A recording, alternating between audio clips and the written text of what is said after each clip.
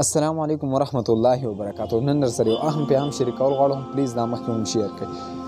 اهم پیغام دا دی چې نن سبا چې ګورئ نو دا ټول علما چې کوم دی دا یو ځای کوي خلک چې دا ټول لیاسي دي، دا ټول سیاست کوي، دا ټول چې کوم دی اواز نو چې دا ټول چې کوم دی دې پارټۍ سره تعلق ساتي. نو ډېر کسان پکې داسې دي په 100% د یو پارټۍ سره تعلق نه ساتي، یا قرآن سره تعلق ساتي، حدیث سره تعلق ساتي، د مونځ سره تعلق ساتي، د ذکر سره تعلق ساتي.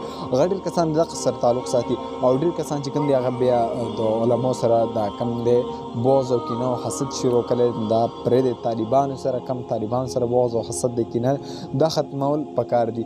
نو حدیث مبارکه کې راځي المرء مع من احب، څوک چې چا سره محبت ساتي د قیامت په ورځ او بیا د هغه سره پاسي. نو ستا په ذهن کې چې کوم او کوم علما دی کوم دغه چې تا ته ښکاري چې دا دیندار دی، پرهیزګار دی، سمجدار دی، عقلمند دی، دانشور دی، خطیب دی، ادیب دی، نو تاسو بیا د هغه سره مینه محبت ساتئ. داسې نه چې کوم یو کس دی په سیاست کې دغه وایي.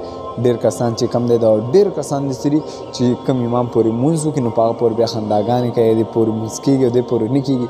نو داسې نه ده کول پکار چې یو امام پورې سړی مونځ کوي نو امام خو ستا ټوله ذمهواري واخېسته، خو ستا مونځ قبلېږي او که نه قبلېږي خو امام بیا ستا ذمهواري واخېسته او ستا بیا چې کوم دی دا مونځ امام په ذمهواری شو.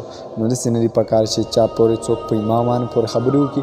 نو چې تاسو ته کوم ښه ښکاري، ښه امام درته ښکاري، ښه د هغه ته ښکاري، نو د هغوی سره مینه محبت ساتئ. نو قیامت په ورځ به بیا تاسو د هغوی سره پاسئ. نو داسې نه ده پکار چې لکه دا سیاست سره تعلق ساتي او د پلانکې پارټۍ سره طالبانو سره بغض وکړي. نه، داسې نه ده پکار.